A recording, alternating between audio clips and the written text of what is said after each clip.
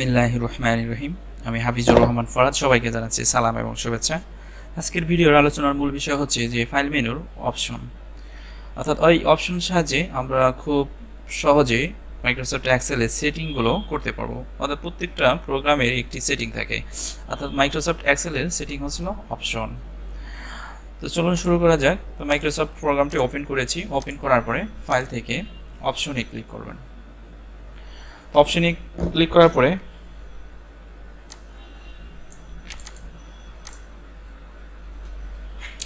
প্রথম যে ট্যাব আমরা দেখতে পাচ্ছি জেনারেল। তো জেনারেলে অর্থাৎ এখানে আমরা show mini toolbar or selection, মানে সিলেকশন করার সাথে যে আমরা মিনি টুলবারগুলো দেখতে পাই, এটি কি এনেবল থাকবে না ডিজেবল থাকবে সেটি এখান থেকে আপনি অন অফ করতে পারবেন। এনেবল লাইভ প্রিভিউ, অর্থাৎ সাধারণত যদি কোনো ফন্টের কালার বা বোল্ড ইটালিক করি, এটি অটোমেটিক অ্যাক্টিভ করার আগেই কিন্তু লাইভ প্রিভিউ দেখায়। আর এটি কি এনেবল থাকবে ডিজেবল থাকবে সেটা আমরা এখান থেকে অন অফ করে রাখতে পারবো। তারপরে কালার স্কিম। কালার স্কিমটা মূলত হচ্ছে যে আমাদের এই যে সফটওয়্যারে যে একটা কালার রয়েছে, এই কালারটি আমরা যদি সিলভার দিয়ে দিই, আর এই এনেবল লাইভ প্রিভিউ এটি আমি দেখাবো, অর্থাৎ এই বিষয়টা ইউজ দিস ফন্ট, মানে আমরা যে এখানে যে ফন্টগুলো ব্যবহার করি, ফন্ট বডি ফন্ট, এই বডি ফন্টটি আমরা এখান থেকে বিভিন্ন ধরনের ফন্ট রয়েছে, যেমন এরিয়াল ফন্ট আপনি ব্যবহার করতে পারবেন। ফন্ট সাইজ, আপনার ফন্ট সাইজ ডিফল্ট কত থাকবে, 12 সাইজ আমি এখানে রেখেছি, আপনি চাইলে আপনার মতো করে সাজিয়ে নিতে পারবেন।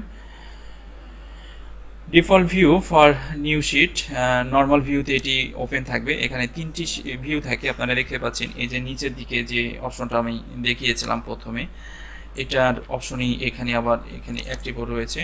তো এখান থেকে আমরা নর্মাল ভিউ রাখবো। আর ইনক্লুড দ্য মেনি শিটস, মানে আমরা যদি যখন কোনো ওয়ার্কবুক বা ফাইল ওপেন করি, সাথেই আমার 5টি শিট থাকবে, সেক্ষেত্রে আমরা এখানে অর্থাৎ 4 বা 5 এখানে লিখে দিলে অটোমেটিক 5টি শিট আমরা দেখতে পাবো। তো এই সেটিংটা আমরা একটু দেখি পর্যালোচনা করে বিষয়গুলো কি হয়েছে। ওকে, তো এখন আপনারা দেখতে পাচ্ছেন যে আমি এই যে এটাকে সিলেকশন করেছি। এখন যদি আমি এটা চেঞ্জ করি, অটোমেটিক আমরা কিন্তু অ্যাক্টিভ করার আগেই কালারগুলো দেখতে পাচ্ছি। এটা হচ্ছে মূলত লাইভ প্রিভিউর কাজ। আর আমরা নতুন করে যদি কোনো শিট নেই, দেখেন নতুন করে যদি শিট নেই, অটোমেটিক আমরা এখানে দেখতে পাচ্ছি 1 2 3 4 5, অর্থাৎ 5টি শিট অটোমেটিক ওপেন হয়ে যাচ্ছে। তো এভাবে আপনি আপনার মতো করে এটাকে সেটিং করে ব্যবহার করতে পারবেন। ফাইল থেকে অপশন জেনারেলের মধ্যে যে বিষয়গুলো রয়েছে এখানে আমরা দেখতে পাচ্ছি। তারপরে যে বিষয়টা রয়েছে অর্থাৎ ফর্মুলা, ফর্মুলার মাধ্যমে আমরা যেটা করতে পারবো যে ক্যালকুলেশন অপশন। ক্যালকুলেশন অপশনের এখানে ওয়ার্কবুক ক্যালকুলেশন, এটি কিভাবে ক্যালকুলেশন হবে, automatic accept for data tables এবং ম্যানুয়ালি। তো সাধারণত আমরা যখন কোনো ডাটা ইনপুট করি, ইনপুট করার পরে একটি ফিল্ড হ্যান্ডেল করার পরে পুনরায় অটোমেটিক কোনো ডাটা ইনপুট করলেই সেটা অটোমেটিক ক্যালকুলেশন করে দেয়। আর এটি মূলত হচ্ছে যে এটা অ্যাক্টিভ থাকার কারণে যদি আপনি ম্যানুয়ালি করেন তো সেক্ষেত্রে টান দিলেও কোনো কাজ করবে না, তখন আপনাকে সূত্র বসিয়ে এটিকে আনতে হবে রেজাল্টটি। তারপরে রয়েছে এখানে working with formulas. Working with formulas এর মধ্যে এখানে R1C1 রেফারেন্স স্টাইলস, এটির কাজ কি মূলত, এখানে আমরা যে ইগুলো দেখতে পাচ্ছি, এখানে কলামের যে নামগুলো দেখতে পাচ্ছি, এটি মূলত আছে লেটার আকারে। এটিকে যদি আমরা নিউমেরিক আকারে করতে চাই, সেক্ষেত্রে এই অপশনটিতে টিক চিহ্ন দিয়ে দিতে হবে। ফর্মুলা অটো কমপ্লিট এই বিষয়গুলো এখানে রয়েছে। তো আমি মূলত হচ্ছে যে এখানে গুরুত্বপূর্ণ যে টুলসগুলো রয়েছে সেই বিষয়গুলো আমি এখানে আপনাদের দেখাবো। অনেক বিষয়ই রয়েছে, আমরা একটু ফর্মুলার বিষয়গুলো দেখি যে কিভাবে এই কাজটা হলো। দেখেন এখানে নাম্বারগুলো চলে আসছে। পরবর্তীতে যাচ্ছি ফাইল থেকে অপশন, অপশন থেকে ফর্মুলা থেকে R1C1 এটিকে আমরা অফ করে দিচ্ছি, কারণ এটি আমাদের দরকার নেই। তারপরে যেটা আমরা দেখব যে প্রুফিং। তো প্রুফিং এর মধ্যে অর্থাৎ আমাদের যে স্পেলিং রয়েছে, ওয়ার্ড কাউন্ট বা ওয়ার্ড কারেকশন, কোনো ভুল লেখার পরে যে অটোমেটিক কারেকশন করে, সেই বিষয়টা আসলে প্রুফিং এর মধ্যে আছে। তো এখানে আমরা অটো কারেক্টের মধ্যে যদি ক্লিক করি, তো ক্লিক করার পরে এখানে আপনি কি কি ধরনের ওয়ার্ড কারেকশন করতে চান সেই বিষয়টা এখানে দেওয়া আছে, যেমন show auto correct option buttons, তারপরে রয়েছে show auto correct option buttons, মানে মাউসের রাইট বাটন দিলে চাপ দিলে অটোমেটিক কারেকশনের বাটন চলে আসবে সেটি। তারপরে কারেক্ট টু ইনিশিয়াল ক্যাপিটালস, মানে ক্যাপিটাল ইজ যে ওয়ার্ডগুলো থাকে প্রত্যেকটা কারেকশন করবে। Capital is first letter of sentence, প্রতিটা সেন্টেন্সের প্রথম অক্ষর বড় হবে অটোমেটিক। হ্যাঁ, capital is name of day, নেমের প্রথম অক্ষর বা ডে এর প্রথম অক্ষর বড় হবে। তো এই বিষয়গুলো এখানে দেওয়া আছে অটোমেটিক করার জন্য। আমরা যদি এখানে কিছু লিখি, দেখি নাম লিখি কি হয়।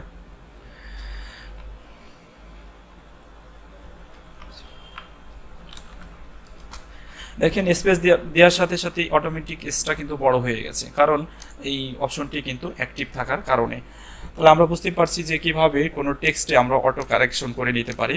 তারপরে আরেকটা দেখাচ্ছি, যেমন আমার নাম লিখি FAR,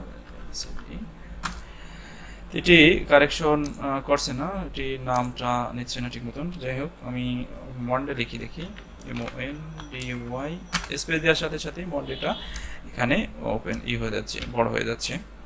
তো ফাইল থেকে অপশনে যে প্রুফিং, তো প্রুফিং এর এখানে আরও কিছু অপশন রয়েছে। When correcting spelling and Microsoft Office program, I ignore words in upper case, ignore করবে আপার কেসগুলো কারেকশনের জন্য। Ignore words that contain number, number ignore করবে। Ignore internet and file address, internet file address ignore করবে। কোন কোন বিষয় ignore করবে, কোন কোন বিষয় ইগনোর করবে না, সেটা এখান থেকে আপনি অন অফ করে ব্যবহার করতে পারবেন। তারপরে গুরুত্বপূর্ণ যে অপশনটা রয়েছে সেটা হচ্ছিল সেভ অপশন। তো সেভ অপশনের মাধ্যমে আমরা এখানে save workbook, save file in this format, আমরা সাধারণত যে ফরম্যাটে ফাইলগুলো সেভ করি ওয়ার্কবুকগুলো XLSX, এটা আপনারা মনে রাখবেন XLSX। ওকে, আর save auto recover every information 10 minute, অর্থাৎ এখানে 10 মিনিট কি হয় অটোমেটিক সেভ নেয় 10 মিনিট পর পর। আপনি চাইলে এখানে বাড়িয়ে কমিয়ে নিতে পারবেন।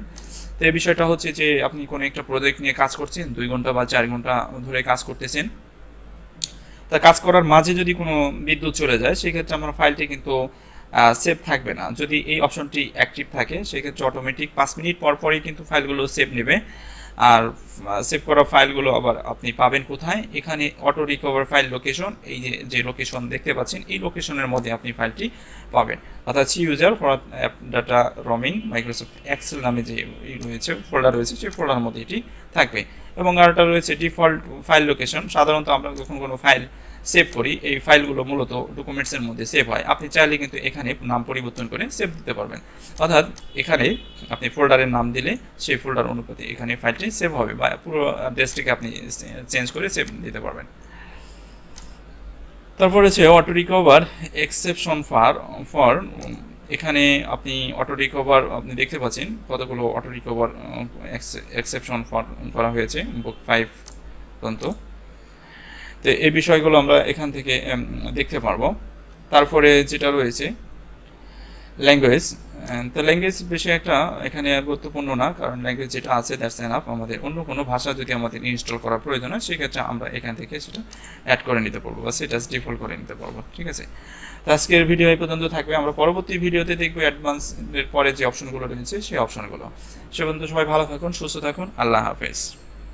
ভিডিও শেষে আপনার কাছে ছোট্ট একটি অনুরোধ করিব, যদি এই ভিডিওটি ভালো লাগে অবশ্যই লাইক, কমেন্ট এবং শেয়ার করে আপনি আপনার বন্ধু এবং বান্ধবীর মাঝে ছড়িয়ে তাদের উপকার করতে পারেন, এবং আমাদের চ্যানেলটি সাবস্ক্রাইব করে রাখুন যাতে করে পরবর্তী ভিডিওগুলো দেখতে পান। Thank you.